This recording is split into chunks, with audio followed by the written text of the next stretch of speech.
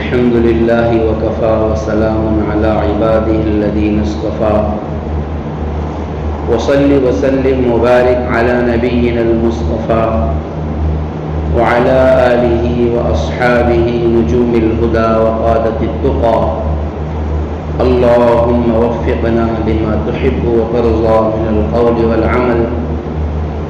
وجنبنا الفواحش والمعاصي والخطايا والزلل اللهم آثرنا وأكثرنا وأصلح لنا شأننا كله لا إله إلا أنت أما بعد فأعوذ بالله من الشيطان الرجيم بسم الله الرحمن الرحيم وَلَقَدْ آتَيْنَا لُقْمَانَ الْحِكْمَةَ أَنِ اشْكُرْ لِلَّهِ وَمَنْ يَشْكُرْ فَإِنَّمَا يَشْكُرُ لِنَفْسِهِ وَمَنْ كَفَرَ فَإِنَّ اللَّهَ غَنِيٌّ حَمِيدٌ إِذْ قَالَ لُقْمَانُ لِابْنِهِ وَهُوَ يَعِظُهُ يَا بُنَيَّ لَا تُشْرِكْ بِاللَّهِ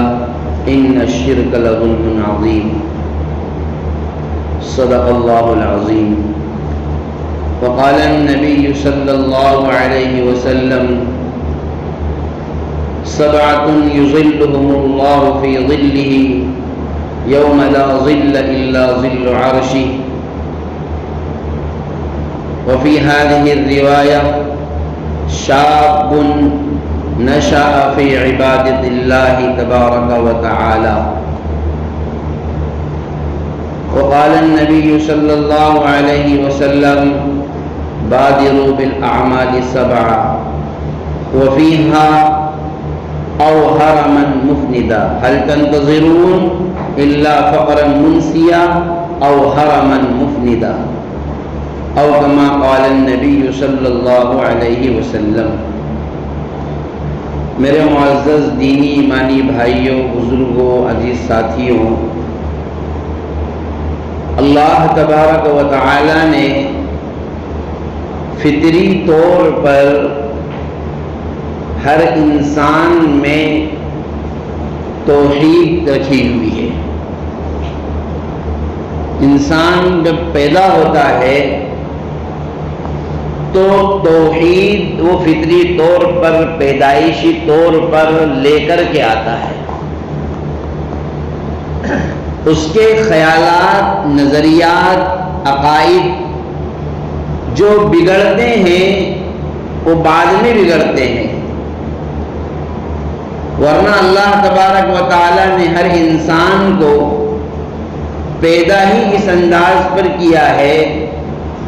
کہ نبی کریم صلی اللہ علیہ وسلم نے ارشاد فرمایا کل مولود یولد علی فطرۃ الاسلام، ہر بچہ اسلام کی فطرت پر پیدا ہوتا ہے. یہ کیسے مان لیا جائے کہ ہر بچہ فطری طور پر مسلمانی ہوتا ہے؟ اولاً تو ہمارے لیے جناب رسول اللہ صلی اللہ علیہ وسلم کا فرمان اور آپ کا ارشاد ہی کافی ہے. آپ نے فرما دیا، ہم نے مان لیا. کوئی دلیل، کوئی حکمت، کوئی مصلحت، کوئی علت، کوئی وجہ، کوئی سبب تلاش کرنے کی ضرورت ہی نہیں ہے. آپ علیہ السلام نے بول دیا، بات وہیں ختم ہو جاتی ہے، کسی کو بولنے کی گنجائش ہی نہیں رہتی. لیکن اللہ تبارک و تعالی اس فطرت کا نمونہ دنیا میں بھی انسانوں کو دکھاتا ہے، اور اس کا تذکرہ قرآن کریم میں اللہ تبارک و تعالی نے فرمایا حتی اذا کنتم فی الفلک وجرین بہم بریح طیبہ وفرحوا بها جاءتها ريح عاصف وجاءهم الموج من كل مكان وظنوا انهم احيط بهم دعوا الله مخلصين له الدين. کہ اگر تم کشتی میں سوار ہو اور کشتیاں تم کو لے کر کے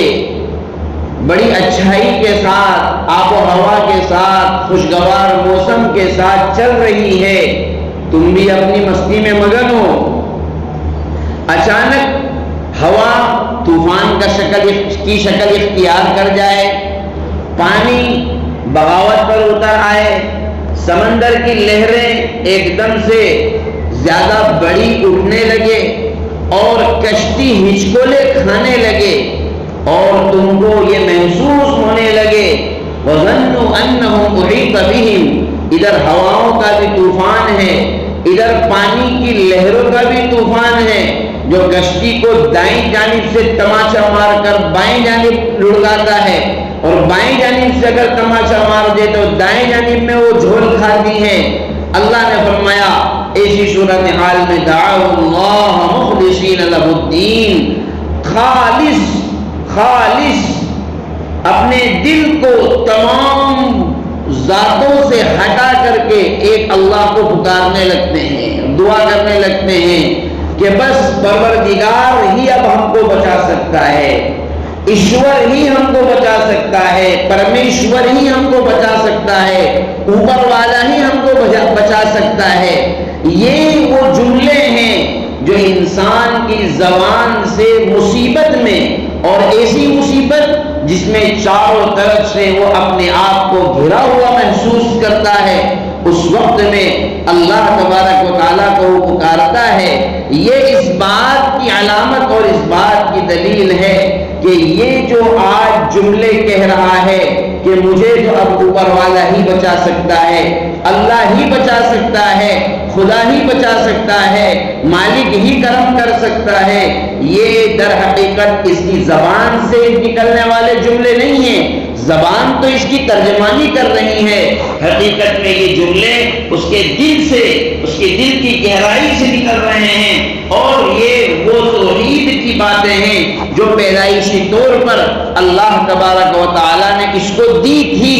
لیکن اس نے کفر کی وجہ سے، شرک کی وجہ سے، بت پرستی کی وجہ سے، آنکھ کو پوجا کر کے، یہودیت اور نصرانیت کو اختیار کر کے، انبیاء علیہ السلام کو جھٹلا کر کے، اور ہزاروں کو معبود بنا کر کے اپنا یہ ہنر، اپنی یہ کیفیت اور اپنی یہ خوبی جو اللہ نے اس کو دی تھی وہ اس کو کھو بیٹھا ہے۔ ورنہ تو فطری طور پر اللہ نے اس کو ایسا بنایا تھا کہ یہ آج جیسی مصیبت میں اللہ کو پکار رہا ہے، اسی طریقے سے فراخی کے حال میں بھی اسی کو پکارتا، فراوانی کے حال میں بھی اسی کو پکارتا، تنگستین کے حال میں جیسے پکار رہا ہے، مالداری میں بھی اسی کو پکارتا۔ آج جب یہ کہہ رہا ہے کہ مجھے اس کے علاوہ کوئی نہیں بچا سکتا، کل جب اس کے حالات اچھے ہو جائیں تب بھی اس نے کہنا چاہیے کہ میرا معبود، میرا مالک، میرا پیدا کرنے والا، مجھے پالنے والا، مجھے روزی دینے والا وہ ایک اللہ ہی ہے جو میری پیدائش سے لے کر میری موت تک کے سارے کام کرتا ہے۔ لیکن ایسا ہوتا نہیں ہے، کیونکہ آگے اللہ نے فرمایا فَلَمَّا أَنْجَاهُمْ، جب اللہ ان کو نجات دے دیتا ہے اِذَا هُمْ يُشْرِكُونَ، فوراً ہی پھر شرک میں واپس مبتلا ہو جاتے ہیں، دوبارہ پھر شرک کرنے لگتے ہیں۔ یعنی مصیبت آتی ہے تو اللہ کو پکارا جاتا ہے، مصیبت ٹل جاتی ہے تو پھر اپنے گھڑے ہوئے معبودوں کو ہی پکارنے لگتا ہے۔ تو یہ وہ بات ہے جس کو جناب رسول اللہ صلی اللہ علیہ وسلم نے ارشاد فرمایا کہ فطری طور پر اس کے اندر ایمان کے جذبات ہوتے ہیں، لیکن ماحول کے نہ ملنے کی وجہ سے یا خراب ماحول میں پرورش کرنے کی وجہ سے یا ماں باپ کے مومن نہ ہونے کی وجہ سے جس ماحول میں آدمی رہتا ہے اسی ماحول میں وہ ڈھل جاتا ہے، اپنے آپ کو اسی ماحول کا خوگر، اسی ماحول کا عادی اور اسی ماحول کا ایک فرد، اسی ماحول کا ایک ممبر اور اسی ماحول کا ایک سدسیہ اپنے آپ کو بنا لیتا ہے۔ اگر اتنی بات سمجھ میں آئی تو اگلی بات یہ ہے کہ اللہ تبارک و تعالیٰ نے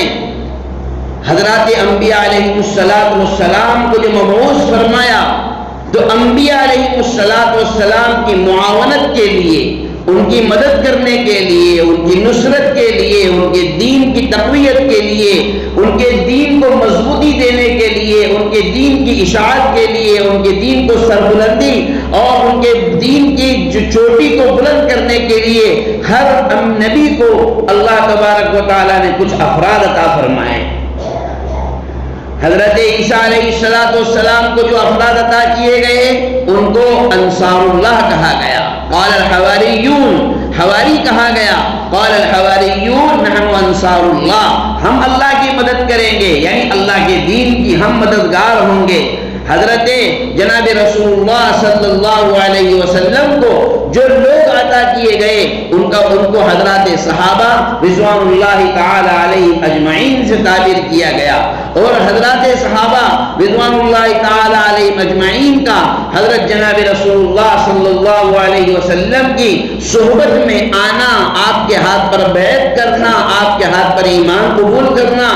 آپ کی باتوں کو ماننا، آپ کے کہنے پر چلنا، آپ کے فرامین کے مطابق اپنی زندگیوں کو ڈھالنا، یہ در حقیقت بعد میں آنے والی نسلوں کے لیے اور بعد میں آنے والی امت کے افراد کے لیے ایک پیغام بھی تھا، ایک چیلنج بھی تھا، ایک سبق بھی تھا، ایک درس بھی تھا، ایک نصیحت بھی تھی، ایک وعظ بھی تھی کہ جس طریقے سے کفر اور شرک اور ضلالت اور گمراہی کا جو ماحول تھا، اللہ تبارک و تعالیٰ نے نبی علیہ السلام کے ذریعے سے حضرات صحابہ کی جماعت کو تیار کر کے جیسا کہ اس ماحول کو کنورٹ کیا، اس کو تبدیل کیا اور ایک شاندار معاشرہ تیار کیا. یہ صورتحال قیامت تک کے آنے والے لوگوں میں ہر زمانے میں کہیں نہ کہیں پائی جاتی رہے گی. ایسی صورتحال میں اس وقت میں جو لوگ بھی زندہ ہوں گے، جو جوان بھی زندہ ہوں گے، جو احباب بھی زندہ ہوں گے، جو اپنے آپ کو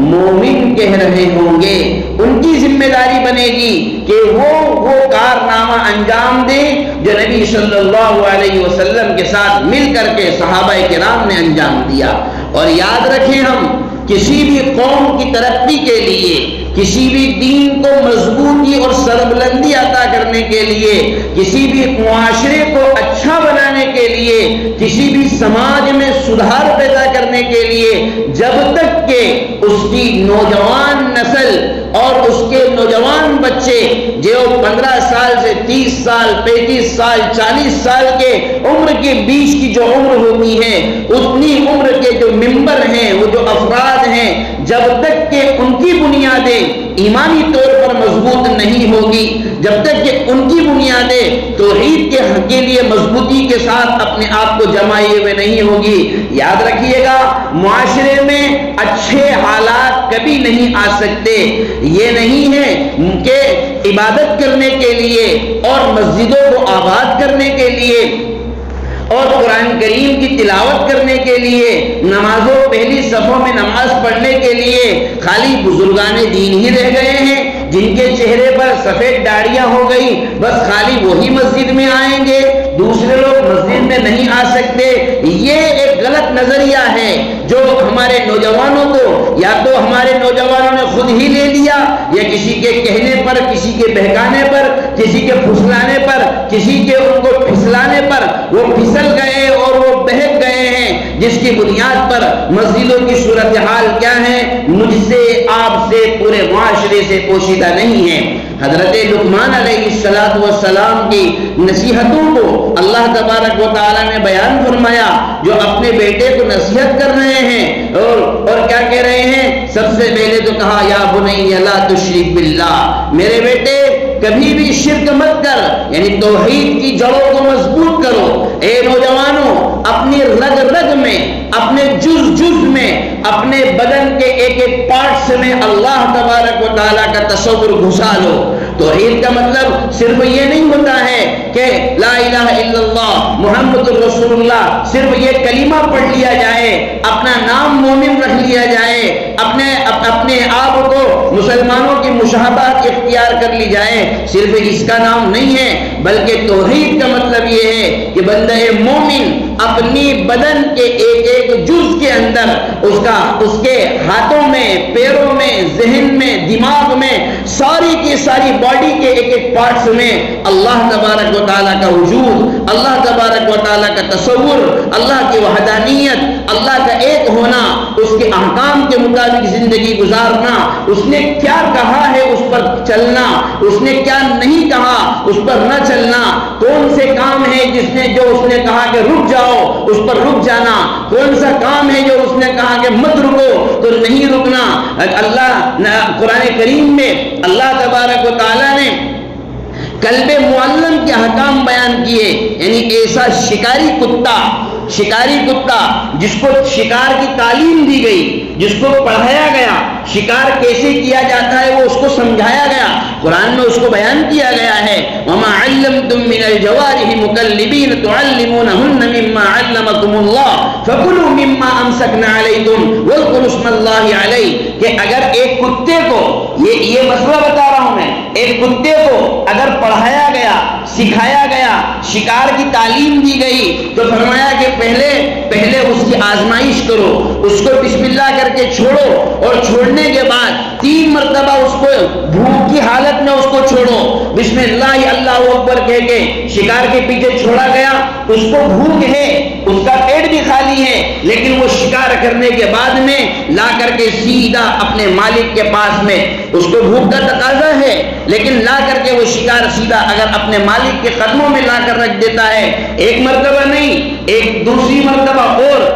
آج کیا، کل پھر 2-3 دن کے بعد پھر ایک مرتبہ اس کو بھوکا رکھ کر کے پھر اس کو آزماؤ، 2 مرتبہ، پھر 1 مرتبہ اور 3 مرتبہ اس کو آزماؤ، آزمانے کے بعد میں اگر وہ تینوں مرتبہ یہ کرتا ہے کہ شکار کیا لیکن کھا نہیں رہا ہے، بس پکڑ کر کے لا کر کے اپنے مالک کے قدموں میں رکھ دیتا ہے، سمجھ جاؤ کہ اس کو علم حاصل ہو گیا۔ اب جب بھی یہ شکار کر کے لائے گا، تم نے بسم اللہ اللہ اکبر کہہ کر کے، بسم اللہ اللہ اکبر کہہ کر اس کو چھوڑا، وہ شکار کر کے لے کر آیا، وہ شکار تمہارے لیے حلال ہے، حتیٰ کہ اگر راستے میں اس نے پکڑا ہوا ہے شکار کو اور راستے میں شکار مر گیا تو بھی حلال ہے، کیونکہ تم نے اس کو تعلیم دی تھی، تم نے اس کو پڑھایا تھا، بسم اللہ اللہ اکبر کہہ کر کے چھوڑا تھا، اس کو اتنا ٹرین کیا تھا کہ وہ بھوک کے باوجود بھی اپنے مالک کا اتنی وفاداری کر رہا ہے، اس کو تقاضا ہے لیکن وہ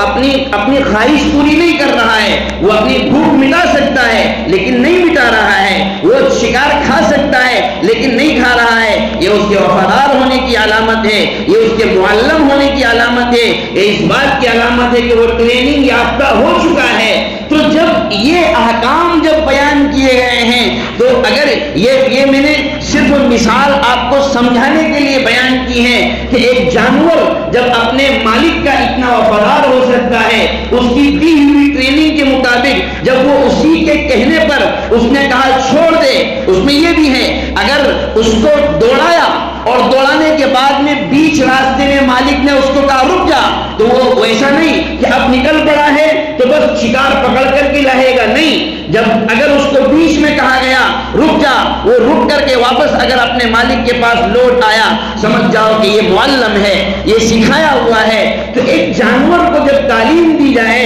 تو اس کی تعلیم کی وجہ سے اور بسم اللہ اللہ اکبر پڑھنے کی وجہ سے اور اپنے اس کو سکھانے کی وجہ سے جب اس کے شکار کے احکام بدل سکتے ہیں، تو مجھے بتائیے ہماری نوجوان نسل جن کے ذہنوں میں، جن کے دماغ میں، جن کی عقل میں اللہ تبارک و تعالیٰ نے کوٹ کوٹ کر جناب رسول اللہ صلی اللہ علیہ وسلم کی تعلیمات بھری ہے، قرآن بھرا ہے، احادیث بھری ہے، دین بھرا ہے، شریعت بھری ہے، نمازیں بھری ہیں، احکام بھرے ہیں، روزے بھرے ہیں، امانت داری بھری ہے، دیانت داری بھری ہے، اس کے باوجود بھی اتنا بڑا مسلم معاشرہ ہونے کے باوجود، اتنی بڑی تعداد مسلم معاشرے میں جوان بچوں کے ہونے کے باوجود ایک قسم کی مایوسی کا شکار کیوں ہے، ایک قسم کی پستی کا شکار کیوں ہے، ایک قسم کی ذلت اور رسوائی کا شکار کیوں ہے؟ ہم اپنے دماغوں کو اتنا کیوں سدھر چکے ہیں؟ ہم پسو پیش پہ مبتلا کیوں ہیں؟ ہر وقت ہمیں یہ خوف کیوں سوار رہتا ہے کہ کب ہمارے ساتھ کیا گھٹنا گھٹ جائے، کب ہمارے ساتھ کیا ہو جائے، کب ہم کس فتنے کا شکار ہو جائیں؟ یہ ساری باتیں ہمارے ذہن و دماغ میں کیوں گونج رہی ہیں، کیوں گھوم رہی ہیں؟ کبھی ہم نے اس کے اسباب پر، اس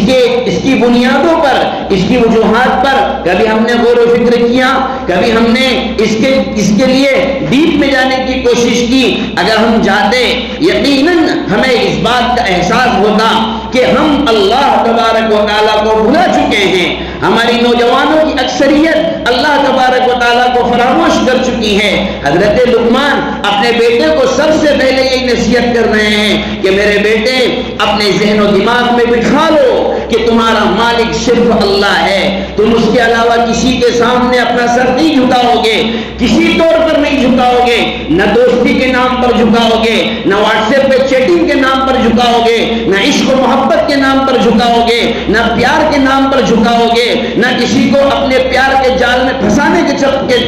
کے نام پر جھکاؤ گے، نہ تم خود کسی کے عشق و محبت میں پھنسنے کے نام پر جھکاؤ گے۔ نہیں جھکانا ہے، جھکانا ہے تو صرف ایک اللہ وحدہ لا شریک لہ کے سامنے، وہی ہمارا سب کچھ ہے، وہی ہمارا خالق ہے، وہی ہمارا مالک ہے۔ یہ نصیحت حضرت لقمان اپنے بیٹے کو کر رہے ہیں۔ علماء نے لکھا کہ ہر نوجوان کو حضرت لقمان کی وہ نصیحت یاد رکھنا چاہیے، پڑھنا چاہیے، جس میں سب سے پہلے کہہ رہے ہیں کہ شرک مت کر، اس کے بعد میں فرمایا یا بنیا اقم الصلاۃ، اے میرے بیٹے نماز کی پابندی کرو، نماز اللہ نے تم پر فرض کی ہے۔ کیوں نہیں آتے ہماری نوجوان نسل؟ اس کی وجہ ہے جب ہم 2 بجے رات تک موبائلوں کو چلائیں گے، 3 بجے رات تک واٹس ایپ پر اور یوٹیوب پر اور جو ہے فیس بک پر چیٹنگ کریں گے، دوستیاں کریں گے، تو پھر ہمیں صبح فجر میں کہاں سے نیندیں کھلے گی؟ اور پھر 10 بجے سے پہلے ہم کیسے بیدار ہو پائیں گے؟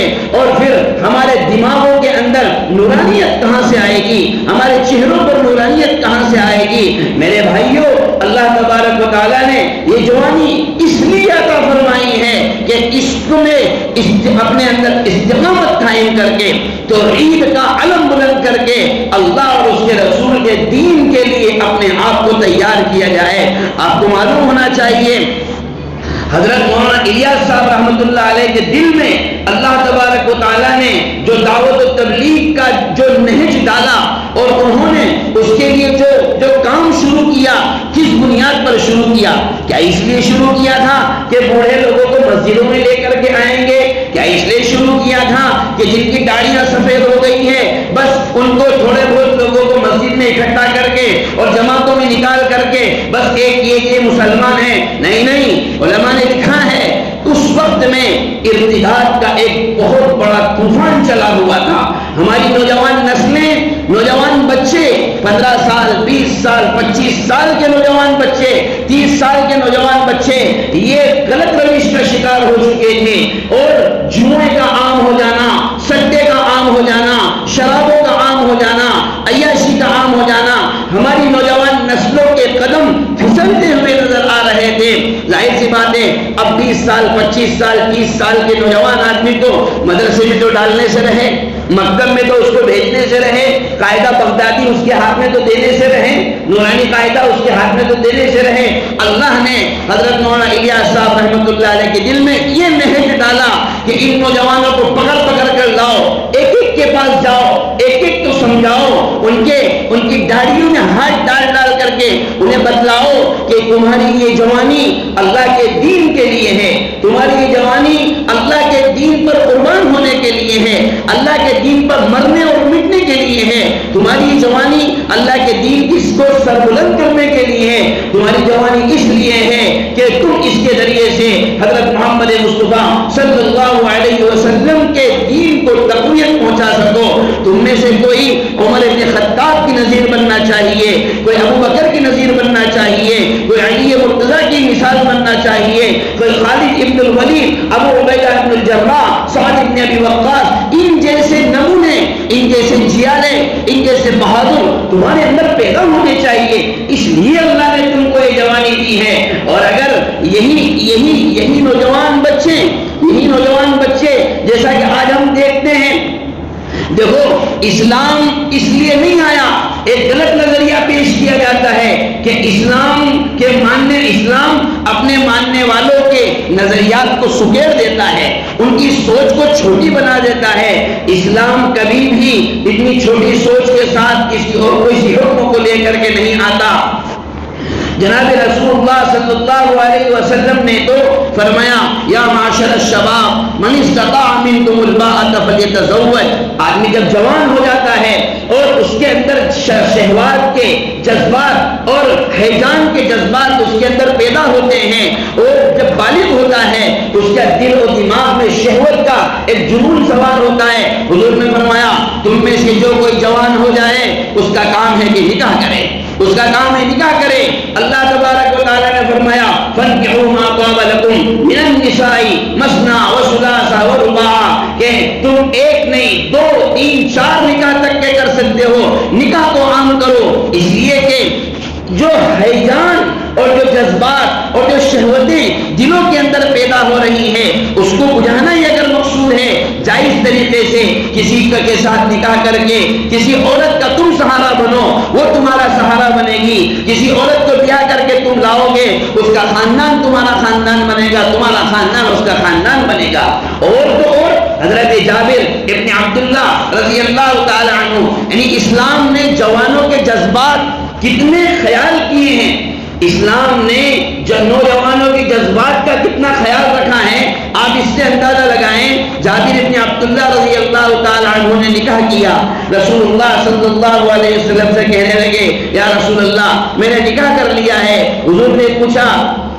باقرہ سے نکاح کیا ہے یا سیبہ سے نکاح کیا ہے، یعنی کنواری لڑکی سے نکاح کیا ہے یا وہ لڑکی طلاق شدہ ہے یا اس کا شوہر فوت ہو گیا، کون سی لڑکی سے شادی کی ہے، کنواری ہے یا پھر طلاق والی ہے یا اس کا شوہر انتقال کر گیا. کہنے لگے یا رسول اللہ میں نے سیبہ سے نکاح کیا، یعنی جو میری عورت ہے وہ پہلے یا تو کسی کے نکاح میں تھی، اس کے شوہر کا انتقال ہو گیا یا پھر اس کے شوہر نے طلاق دے دی تو میں نے نکاح کر لیا. نبی کریم صلی اللہ علیہ وسلم فرما رہے ہیں ہلا تزوجت بکرا تلاعبها وتلاعبك، ارے بھائی باقرہ عورت سے نکاح کرنا چاہیے، کنواری عورت سے نکاح کرنا چاہیے، اس لیے کہ تم نوجوان آدمی ہو، تمہیں ابھی تمہارے جذبات کی تسکین کا جو کام باقرہ عورت کنواری عورت دے سکتی ہے وہ سیبہ کے نہیں ہے. تو اسلام نے اتنے خیال کیے ہیں جذبات کے، نوجوانوں کے جذبات کا اتنا خیال کیا. نکاح کی عمریں ہو جائیں شادی کرو، شادیوں میں کہا گیا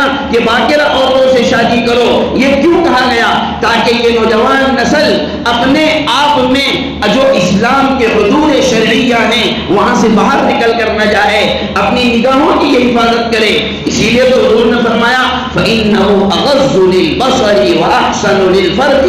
میں نکاح کا حکم اس لیے دے رہا ہوں اس سے تمہاری نگاہ نیچی ہوگی، اس سے تمہاری شرمگاہ کی حفاظت ہوگی. ظاہر سی بات ہے جب نیک نیتی کے ساتھ جب یہ کام انجام نہیں دیے جائیں گے، اور آج کل کا جو دور ہے، جو فتنے کا دور ہے، موبائل کا دور، انٹرنیٹ کا دور، اور پتہ نہیں اس میں کیسی کیسی ایپس آج آ چکی ہیں جس کی بنیاد پر ہماری نوجوان نسل کہاں جا رہی ہے، جمعے کا شکار، سٹے کا شکار، واٹس ایپ پر چیٹنگ کا شکار. اب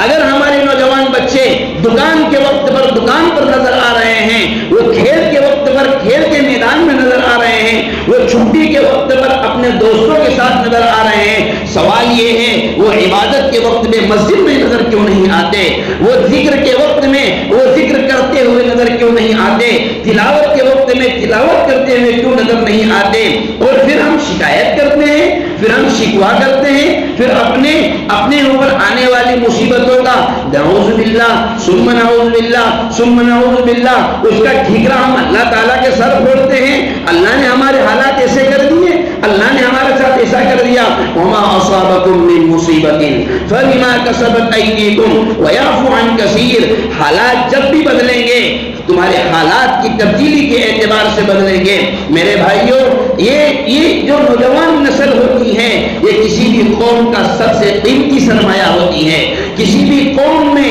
یہ مذہب کو دین کی سربلندی کے لیے سب سے مضبوط اگر کوئی ستون ہو سکتا ہے تو وہ نوجوان نسل ہے. اور یہ نوجوان نسل اگر اپنے آپ کو اپنے سوشل میڈیا کے ذریعے، انٹرنیٹ کے ذریعے فحاشی اور عریانی کے راستے پر اگر چلائے گی، یاد رکھیے گا ایمان کی نورانیت اور ایمان کی کیفیت، ایمان کی روشنی مدھم پڑے گی، جس کی بنیاد پر اللہ اپنی مددوں کو روکے گا۔ ہمارے حالات پھر ٹھیک نہیں ہوں گے، پھر ہمیں نہ تو عبادتوں کا شعور پیدا ہوگا۔ میں ہو سکتا ہے کہ میں کم ہی بول رہا ہوں اور ممکن ہے کہ اس سے زیادہ ہو، 95% سے زیادہ نوجوان ہمارے ہیں جو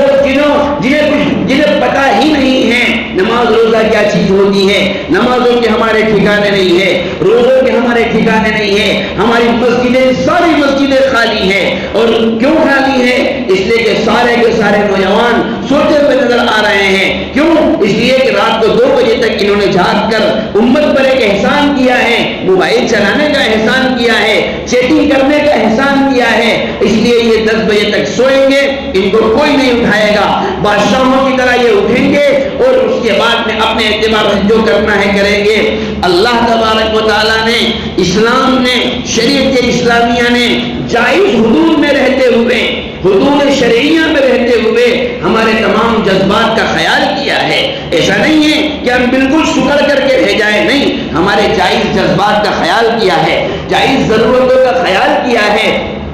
اگر کوئی شخص اپنی بیوی کو لے کر کے، اپنی فیملی کو لے کر کے کہیں گھومنے پھرنے جاتا ہے، کشمیر جا رہا ہے، منالی جا رہا ہے، یہاں جا رہا ہے، وہاں جا رہا ہے، اس کو فقہا منع نہیں کریں گے کہ یہ تو ناجائز کر رہا ہے، حرام کر رہا ہے۔ بھائی اللہ نے تجھے اگر مال دیا ہے، اپنے گھر والوں کی دل جوئی کی خاطر اگر گھومنے پھرنے میں کوئی پیسہ خرچ کرے تو اس میں قباحت نہیں ہے، لیکن برائی کہاں جا کر کے آئے گی؟ جب وہی چیز بدنگاہی کا سبب بنے، جس کی بنیاد پر آدمی کا اپنا گھر ٹوٹنے کی کگار پر آ جائے، آدمی کے گھر کے حالات خراب ہو جائے، رشتہ داروں کو آدمی کھو بیٹھے، اللہ تبارک و تعالیٰ کو انسان بھلا بیٹھے، اس کو نہ فرائض کی پرواہ، نہ احکام کی پرواہ، نہ نماز کی پرواہ، نہ روزے کی پرواہ۔ ایسی صورتحال میں میرے بھائیوں اللہ تبارک و تعالیٰ پھر اپنی مدد کے فیصلے روک لیتے ہیں۔ اللہ تبارک و تعالیٰ پھر یہ بھی ممکن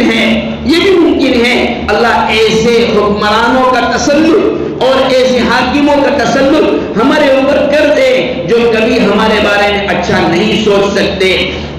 نبی کریم صلی اللہ علیہ وسلم نے 7 لوگوں کے بارے میں فرمایا، قیامت کے دن اللہ تبارک و تعالیٰ ان کو عرش کی سائے میں جگہ دے گا۔ اس میں سے ایک ہے وَشَابٌ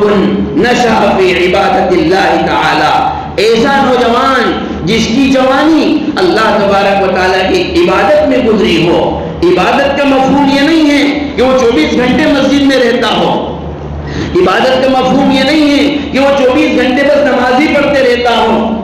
بلکہ عبادت کا مفہوم یہ ہے کہ وہ آدمی فرائض پر عمل کرے، واجبات پر عمل کرے، سنتوں پر عمل کرے، اوامر پر عمل کرتا رہے، نواہی سے بچتا رہے، اللہ نے جو احکام دیے ہیں ان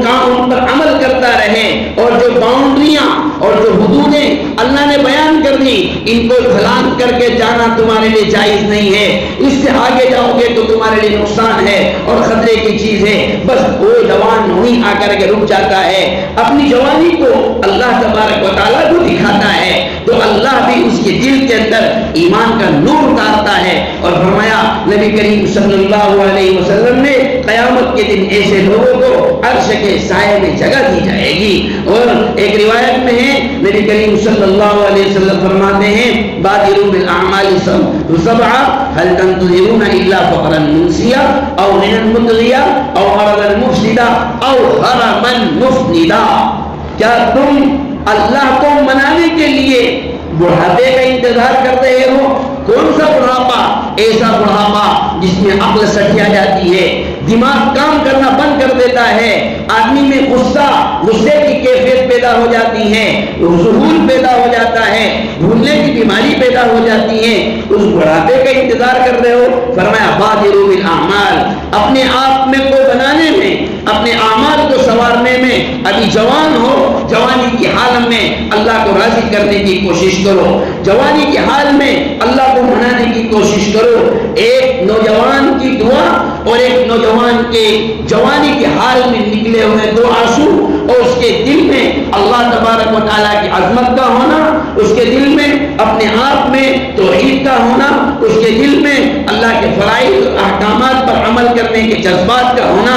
یہ وہ اعمال ہے جو معاشرے کو آگے لے کر کے جاتے ہیں، جو دین کی سربلندی کا ذریعہ بنتے ہیں، جو دین کی تقویت کا ذریعہ بنتے ہیں۔ ہمارے جو جذبات ہیں بالکل ہونا چاہیے، اسلام کے حق میں جو کیفیات ہیں بالکل ہونا چاہیے۔ ہم یہ جو بات کہتے ہیں کہ ہم اپنی جان لٹا دیں گے، اسلام پر آنچ نہیں آنے دیں گے، جذبات مومن کے ایسے ہی ہونا چاہیے، اور وقت آنے پر وہ بالکل بھی پیچھے نہ ہٹے، ایسا ہی ہونا چاہیے۔ لیکن یاد رکھیے، یہ جو بات زبانوں پر ہے، یہ بات دلوں پر اسی وقت آ سکتی ہے جبکہ زبان سے ہٹ کر کے ایمان کی چاشنی دل کے اندر جائے اور ہمیں عمل پر لا کر کے کھڑا کرے۔ اس لیے میرے بھائیوں، درخواست کریں گے خاص طور پر ہمارے نوجوان طبقے سے، اپنے آپ کو بے راہ روی کا شکار ہونے سے بچائے، گناہوں اور معصیت کے راستوں پر چلانے سے اپنے آپ کو بچائیں، اللہ کی عبادت کرنے میں